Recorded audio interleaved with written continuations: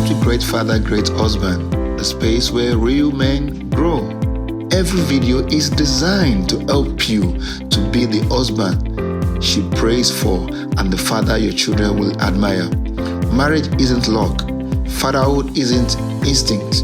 Greatness in both is built through learning, humility, and consistency.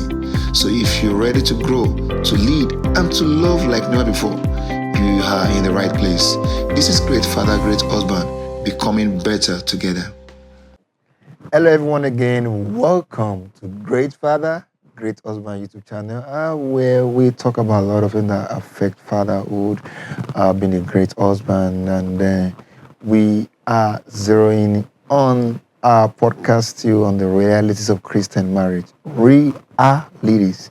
So today we're going to be continue our series on love and submission, and today's topic is also very important. So I want you to stay tuned as we will be talking about this. So after this break, we'll continue and I will come back for you.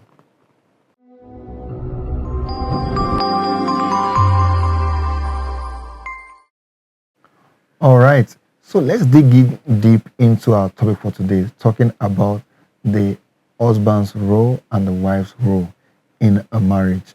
The husband's role. The husband is supposed to be seen more as a servant leader.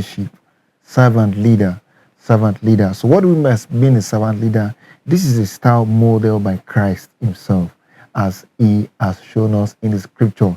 This is a style where the husband put the desires, put the needs of others over or above his own, putting the needs of the wife above his own, and he serves with humility, and then also, which is very important, leads by examples. This is the qualities of a servant leadership. A servant leader, very important. And as we read in the book of Ephesians 5, verse 25, it says, "Husband, love your wife, just as Christ loved the church and gave himself for it." Now, giving himself for her is that part of humility. Giving himself, very important. So Christ gave us a good example. So quickly, what are the characteristics of a servant leader husband? What differentiates a servant leader husband from the rest? The first thing is he loves sacrificially. Is able to sacrifice. That means that this man is able to prioritize the well-being of the wife more than his own. Is able to care for the wife. Sometimes my wife wonders. Sometimes I'm doing a lot of shopping, for her, for her shoes, for her clothes, and probably I've not even gotten any shoes or clothes in months before then. Not that I don't want to, but I feel if she's okay, I should be fine. I'm a man. I can always figure things out. But it shows how much one can sacrifice for the sake of Lord. That's servant leadership, not thinking about my own self. So it's very important. The number 2 characteristic is spiritual leadership. That means you're not just telling people to go and pray. You guys have to pray. You guys have to lead prayer point. No, but I'm leading by example, by leading them into prayers, into Bible study, and modeling Christ's behavior. Let me tell you, has that been easy? I promise you not.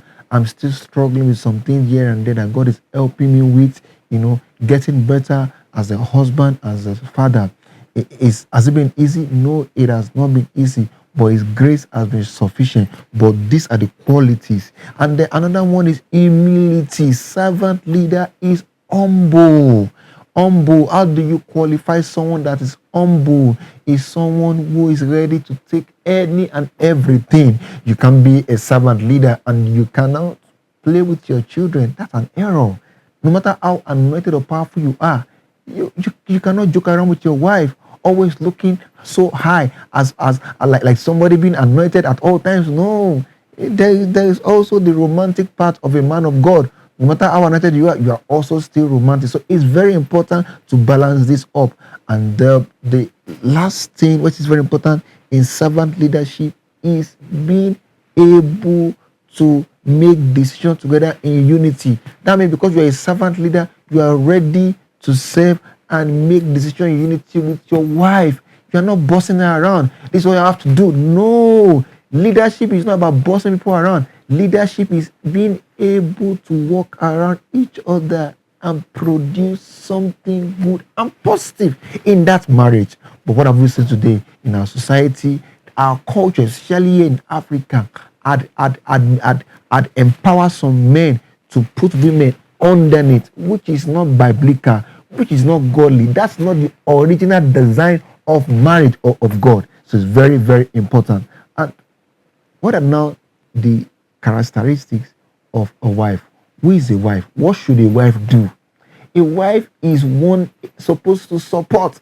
And number two, respect. Respect and support. The Bible called a woman in the book of Genesis, when talking about Eve, Eve is a helpmeet, helper. So a woman is supposed to help.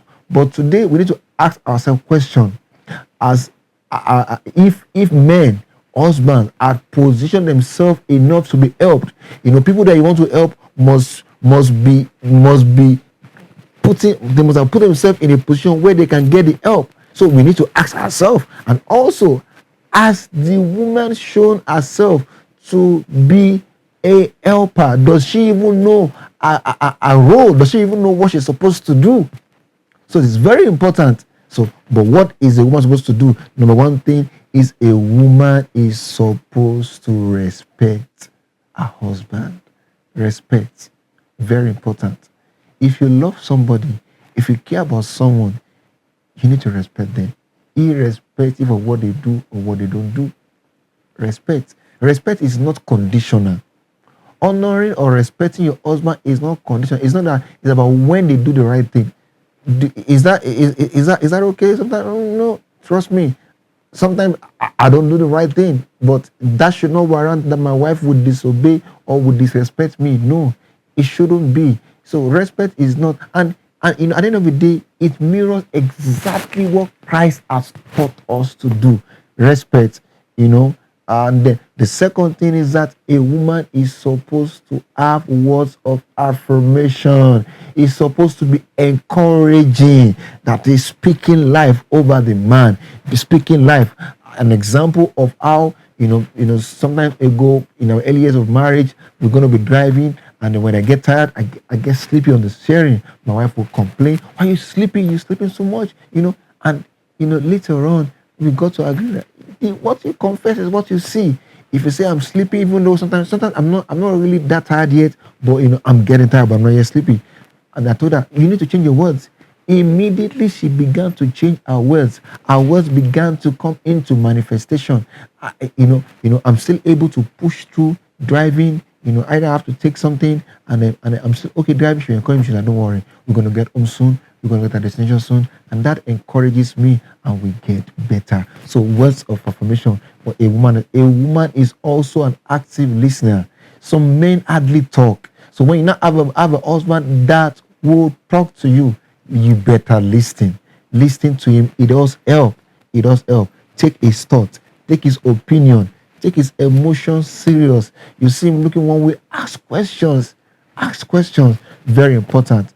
And then a woman must also understand that her job is to submit in unity. Submission in unity. Voluntary chooses to respect the leadership of the man. And then we are also being able to, allow him to lead. Allow a man to lead. As I round up today, it's very important to understand that one of the greatest roles of a woman in marriage is to support the man, even in the place of prayer. Nobody can change any man, but prayer can do a whole lot. God is able to change every man. I encourage every woman today, speak life over your husband. Speak the things you want to see. Say, my husband is wise. My husband is making the right decision. My husband is directing us well. My husband is doing what he is supposed to do. Is achieving purpose. And then you will see these things coming into manifestation. Until we see next time as we continue our series on love and submission. My name is still Iri Jennifer Woshi. Make sure you subscribe to this channel. Please subscribe. It won't cost you anything. I promise you. Like the video, share the video, drop a comment. You have a question, ask us questions, and don't fail to reach out to us on our website. It's ayodejianifowoshi.com. Ayodejianifowoshi. Anifowoshi doesn't have a H. And then we'll surely get through to you if you have any question. To see you next time again. God bless you. Bye.